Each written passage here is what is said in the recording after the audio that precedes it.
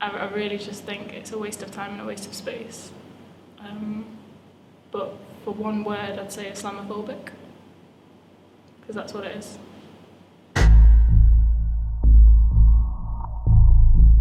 Let's get more on the criticism of the government's strategy for stopping violent extremism. A former senior Muslim police officer has described it as toxic. Dal Babu, who retired as a chief superintendent with the Metropolitan Police in 2013, said some people involved in the programme lacked basic knowledge of race and faith issues. So, to the issue of preventing people seemingly succumbing to the temptations of an extreme or even violent cult. The government has a strategy. It's called the Prevent Strategy, and the departures to Syria have raised new questions, obvious questions, about how effective it is. When you ask, is Prevent working or is it not? Very simply, no, it's not. It's actually failed spectacularly. And if you look at the different iterations of Prevent, it's actually become much more draconian along the way and led to many more Muslims feeling a lot more demonised and alienated. There is clear evidence that under Prevent it is hugely disproportionately targeted at Muslims, and in the way that it's targeted at Muslims, that includes children, and that includes children from the early years. And we're hearing stories about students being reported for ridiculous things. We've had spelling mistakes, we've had reading a counter-terrorism book when studying a counter-terrorism masters. That student has since dropped out of university.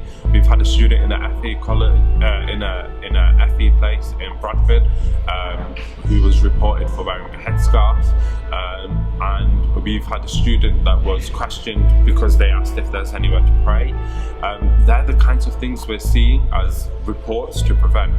There are some references in the government's counter-terrorism strategy, for example, to far-right extremism, but I think we probably would have to recognise that Prevent is not widely understood to be neutral. It is seen as being very much focused on a particular community.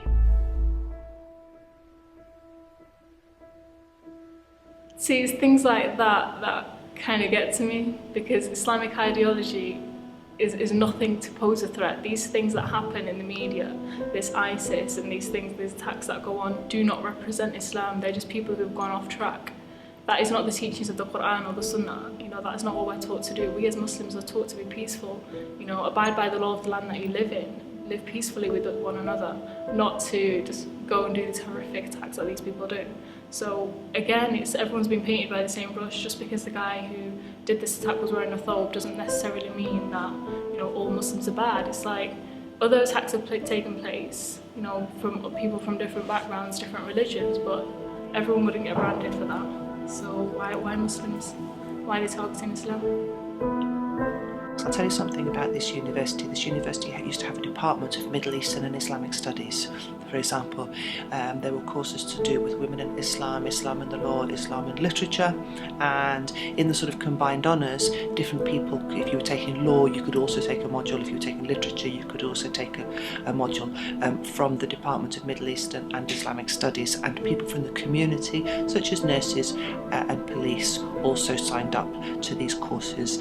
The department was going very well, the courses were well subscribed to, etc, etc, and the department, this was quite a few years before, this was before Parashite, and the department was closed down. When it was closed down, there weren't actually any redundancies, the people were still employed, they just taught in other departments. But for me that was a huge loss, because what that did is, previous to that, Islam was, as it should be, an academic area and an area of research from different disciplines. That no longer exists. It's important to say that Islamic ideology is different from Islamist radicalised behaviour. Islam is a peaceful religion. I represent many Muslim constituents, and Islamic ideology, same with many other faiths, is not about violence and terrorism at all. So it's quite important, I think, to distinguish the kind of fears that we might have about radical terrorist behaviour from Islam. The day after the Paris attacks, there was one Islamic society that got in touch with some of my colleagues at NUS, and they'd received a really vile, threatening message to their Facebook inbox, basically threatening them with murder. And this was putting blame on that specific Islamic society, which had nothing to do obviously with the Paris attacks, but this idea of collective responsibility of the whole Muslim community is really feeding into this idea that Muslims are other, that they are part of a kind of a terrorist threat, and really feeding into what the Prevent duty is I guess doing, which is feeding Islamophobic narratives, causing racial profiling and making Muslim students in particular feel unwelcome. After the Paris attacks and after last November and just sort of increasing Islamophobic attacks over the year have just absolutely risen. They've gone up by like something ridiculous, like 300% or something in most parts of the UK. We often see that those most targeted are visible Muslim women of faith who are targeted because of the headscarves and stuff like that, whereas some other people might get away with it.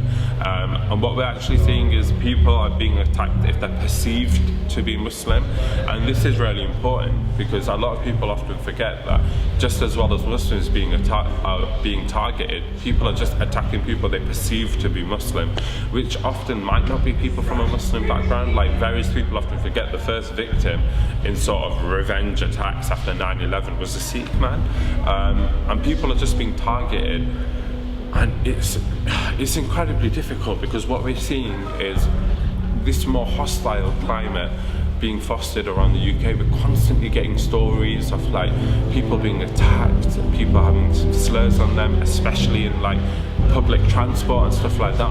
But the most worrying thing for me, more than the fact that people are being attacked on public transport and stuff, is the fact that no one is speaking out against it. Like, we live in a Western society, we practice our religion, but we're not going around, you know, doing what the media tells us that we're doing. We're same as any person. Yeah. We live the same, we do the same things. With every religion that promotes love and peace and unity and tranquility, that's what we promote as well. And I don't see why we as a target religion should be focused on. Prevent isn't when someone does something, it's the process before. It's this really weird grey area where it's just that like the police are going to be deciding when you've reached that point, but who are they to decide? What I can say from my own constituency is that some of my Muslim constituents have been saying for quite some time that they feel that some of the climate around them, the attitude towards them from their neighbours, is more suspicious, a little bit more alienated and hostile, and that really troubles them and troubles me. One certainly sees, for example, on social media, and I use social media very regularly, some really utterly outrageous statements made against and about people of different faiths or different cultures. I'm proud to be a part of the UCU campaign which says I dissent from Prevent, and I'm afraid to say that me as an educator, if it came down to me, I am very, very clear that my role is about education. My role is to teach and to engage students in education. I don't have a policing role, and I don't have a surveillance role, and that's not part of my role. That's not something that I'm prepared to do. I welcome all students, and I do not want my students to feel that somebody is watching them.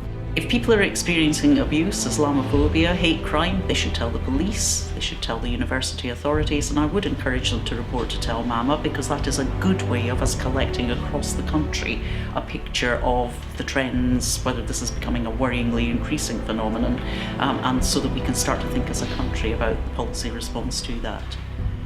So one of the first things we're urging people to do is pass a policy through their student union, quite simple, just to say we're against Prevent and this is what we're going to do to try and campaign against it. But practically, something that's really key is for students to be talking to their tutors and their academics about what it is and about why they don't want them to carry it out, and for academics to come together collectively and to refuse. Now obviously this is breaking the law, so there's an element of protection needed, but that's what's really key, I think, in terms of pushing it back. We also really want university managers to be speaking out against it to the government, so the more that students can do to kind of put pressure on their senior management, the better.